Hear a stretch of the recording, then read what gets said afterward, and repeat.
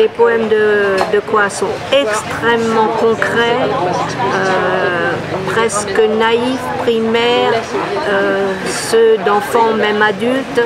Et donc les images parlent tellement d'elles-mêmes que ça aurait été imbécile de ma part. Et puis même, j'y serais peut-être pas arrivée, je ne suis pas vietnamienne, d'illustrer dans le détail avec des dessins précis.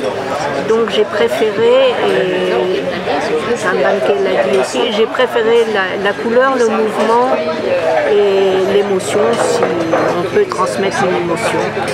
Lorsque j'ai feuilleté le livre ce matin, vraiment, je suis très ému de voir que c'est une collaboration très effective entre la France et le Vietnam, entre les Français et les Vietnamiens, entre les artistes vietnamiens et les poètes vietnamiens et les artistes français.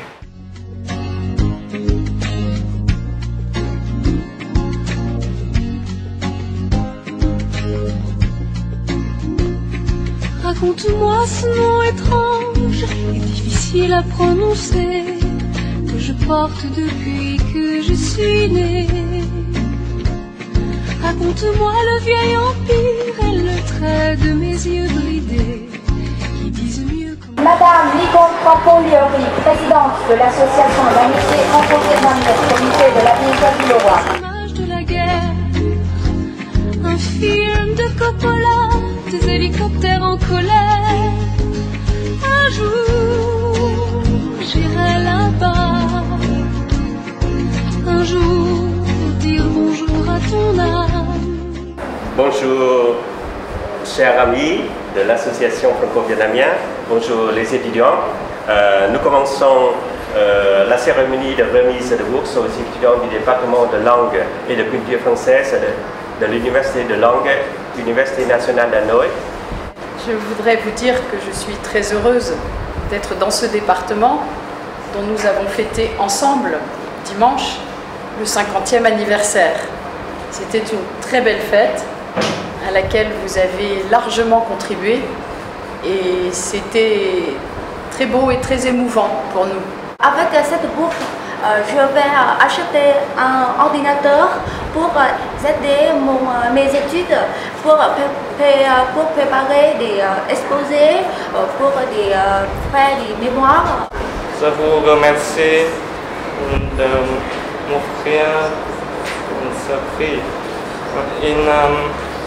Il n'a pas seulement le matériel, mais il a aussi une grande valeur spirituelle.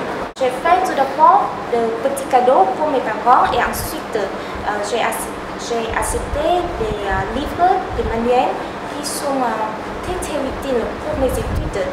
Et enfin, je me suis inscrite à un cours d'NB2 et je vais passer cet examen au début du mois prochain.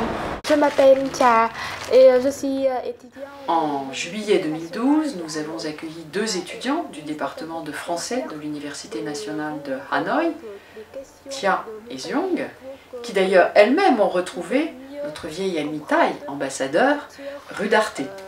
La culture de mon pays. Mais c'est la maison choisie par la délégation vietnamienne. Parce que si, alors on fait une rotation, si cette fois-ci c'est le Vietnam et la prochaine fois c'est la délégation américaine.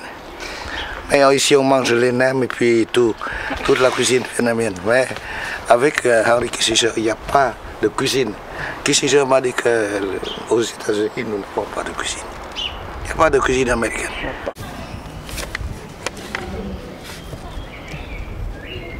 Si vous regardez la table, là, c'est la table ronde, mais personne ne fait attention qu'au deux côtés opposés de la table, il y a des tables rectangulaires. Pour dire que on peut considérer comme une conférence bilatérale, deux parties, ou bien une conférence quadripartite. Madame Bing, oui, c'est la seule parmi les 4 qui ont signé les accords de Paris, qui reste encore vivante. Les autres, les 3 autres, sont morts. Hein. Ouais.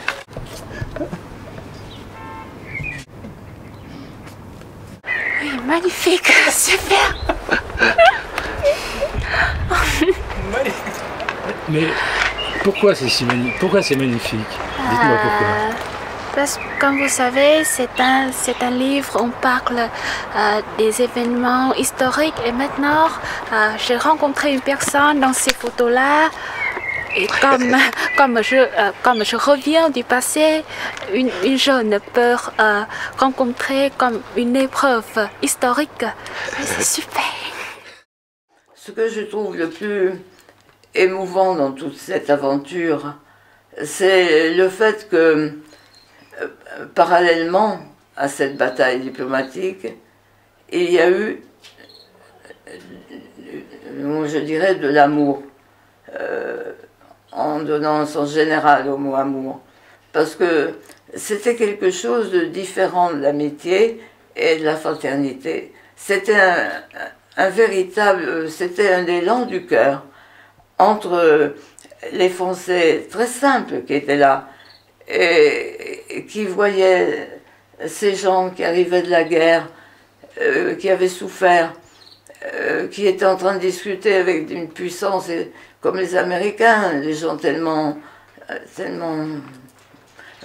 riches et forts, et eux ils étaient si simples, si gentils, et ils se sont mis à les aimer.